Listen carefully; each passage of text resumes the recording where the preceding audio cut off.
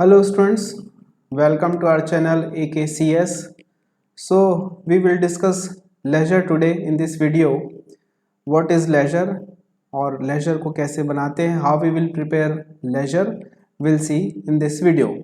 So take a look at definition.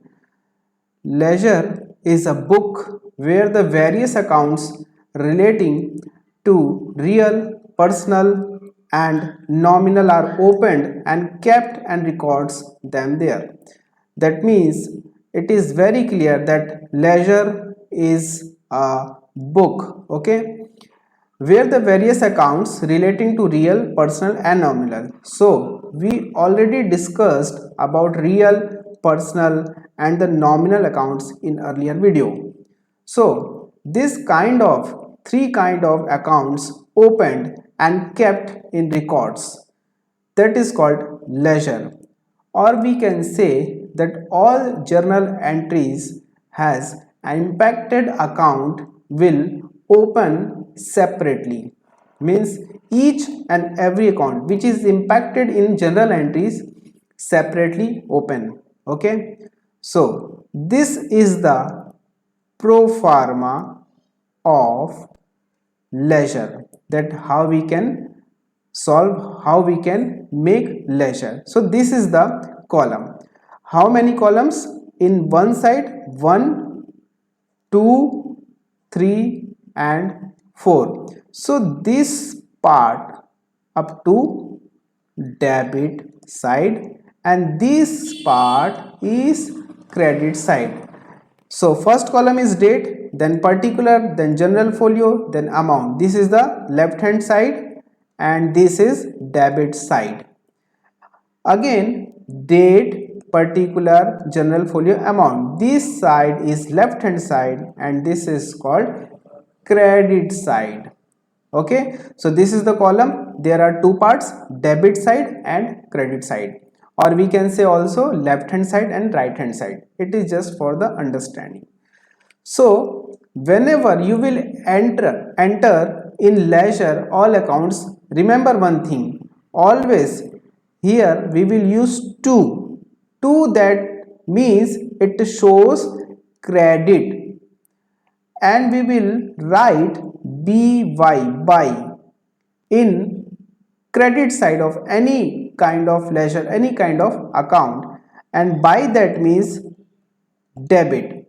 So by is just debit, that means by denote to debit and to denote to credit.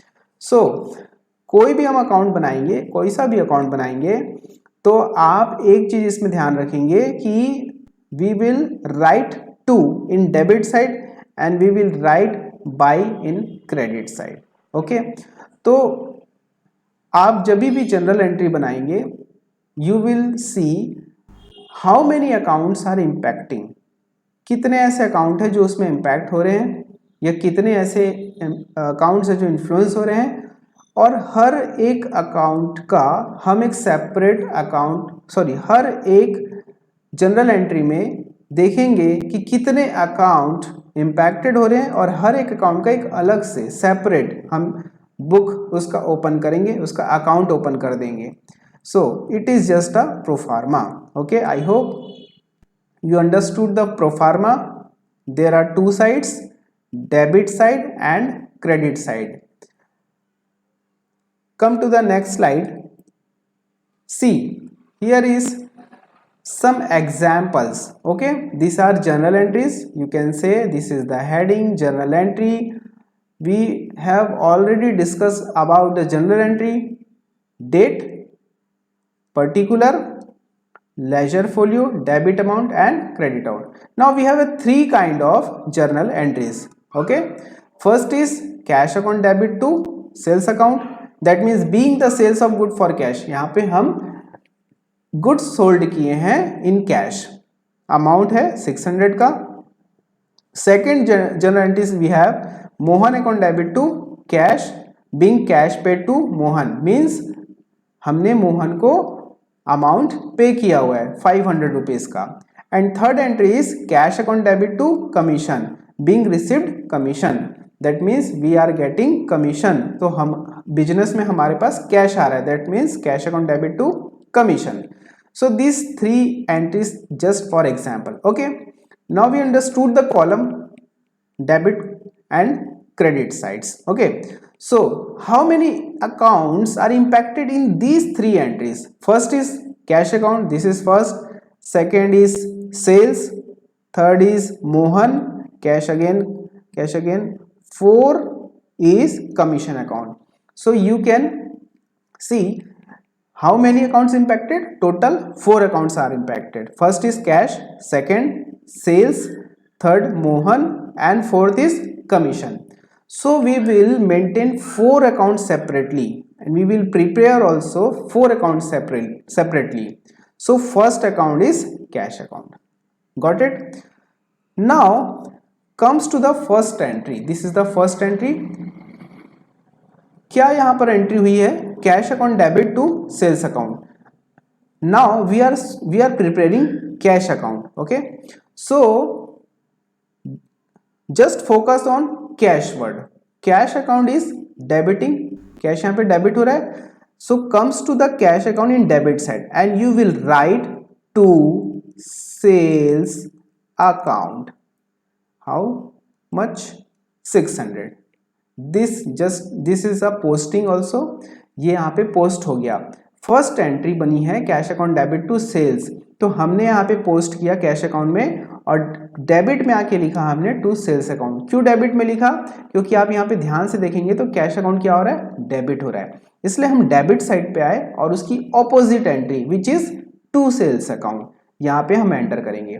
देखिए cash account बना रहे हैं हम. इस account के अंदर में चाहे डेबिट हो चाहे क्रेडिट हो, कैश वर्ड नहीं आएगा. ठीक है, जैसे हम किसी मकान का नाम रखते हैं, मकान का नाम उसके बाहर होता है, उसके अंदर में नहीं रखते. वैसे ही कैश अकाउंट में आप अंदर कैश वर्ड आपको देखने को नहीं मिलेगा. Now second entry is Mohan account debit to cash. अब यहाँ पर कैश क्या हो रहा है? क्रेडिट हो रहा है. So we will come to the credit side and we will write by Mohan account.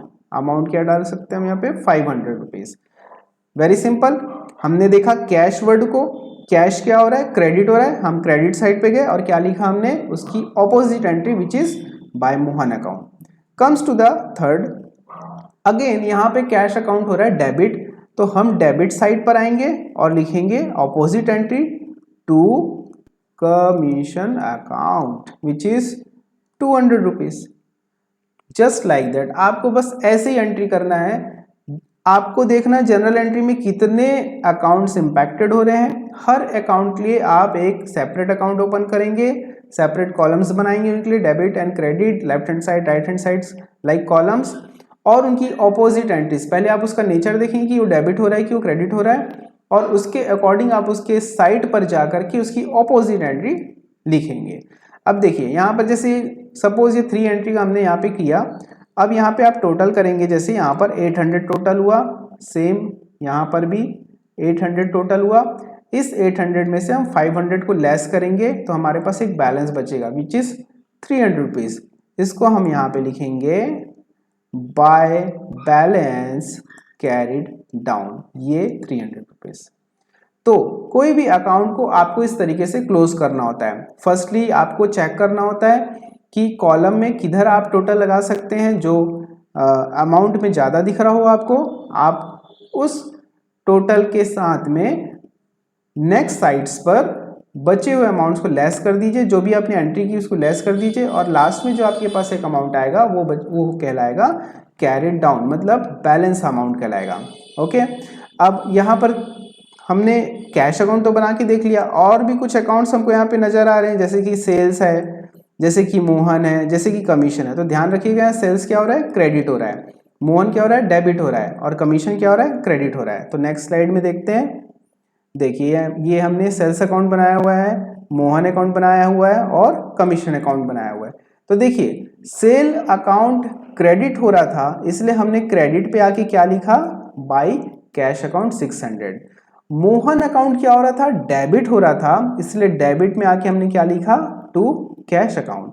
Same in commission account क्या हो रहा था, क्रेडिट हो रहा था, इसलिए हमने क्रेडिट साइड पे आके क्या लिखा, बाय कैश अकाउंट। अब जैसे ये अमाउंट्स है हम ये टोटल कर सकते हैं, 600 यहाँ पर कोई एंट्री नहीं दिख रही तो यहाँ पर भी 600 कर देंगे और इसको क्या लिख देंगे, by balance carried down. Same यहाँ पर भी हम कर सकते हैं, 500 दिख रहा है हमको, 500 दिख रहा है, 500 का यहाँ बैलेंस लिख देंगे, तो यहाँ पर क्या लिखेंगे, by balance carried down. Again आपको यहाँ पे 200 रुपीज़ दिख रहा है तो यहाँ पे 200 का टोटल लगा दीजिए, 200 आपका यहाँ पर क्या बन जाएगा, टू बैलेंस कैरिड डाउन। इतना सिंपल जर्नल एंट्रीज को आप लेजर में कन्वर्ट कर सकते हैं और यू कैन से कि आप जर्नल एंट्री से पोस्टिंग कर सकते हैं लेजर में। बहुत सिंपल है, एक बार रिवाइज कर लेते हैं। सबसे पहले आपको जर्नल बनाना है सही तरीके से। जर्नल बनाने के बाद आपको देखना है कि उसमें कितने अकाउंट्स इम्पैक्टेड हैं, उतने अकाउंट्स आप सेपरेटली ओपन कर लेंगे। देन हर एक जर्नल एंट्री में आप चेक करेंगे जो भी अकाउंट आप बना रहे हैं कि वो डेबिट हो रहा है कि वो क्रेडिट हो रहा है। If account is getting debit side पे आइए और उसका क्रेडिट यानी कि ऑपोजिट एंट्री को लिख दीजिए। अगर जो अकाउंट आप बना रहे हैं वो क्रेडिट हो रहा है तो उसके क्रेडिट साइड पे जाइए और उसकी ऑपोजिट एंट्री लिख दीजिए। डेबिट में जब भी हम लिखते हैं तो 2 से लिखते हैं, क्रेडिट में जब भी लिखेंगे तो बाय से लिखेंगे। लास्ट में हमको क्या चेक करना होता है कि हम डेबिट का टोटल लगाने वाले हैं कि क्रेडिट का। अमाउंट से क्लियर होता है, जिधर अमाउंट आपको ज़्यादा दिखेगा आप उधर पहले आप टोटल लगाएंगे और उस टोटल को नेक्स्ट साइड के भी टोटल में सेम रखेंगे और उधर जो भी एंट्री हुई है उस सब को माइनस करने के बाद आपके पास एक बैलेंस बचेगा, उसको आप लिखेंगे balance carried down. I hope आपको लेजर का कॉन्सेप्ट समझ आया हो। अगर पसंद आया हो तो चैनल को लाइक और सब्सक्राइब कर दीजिएगा। Thank you.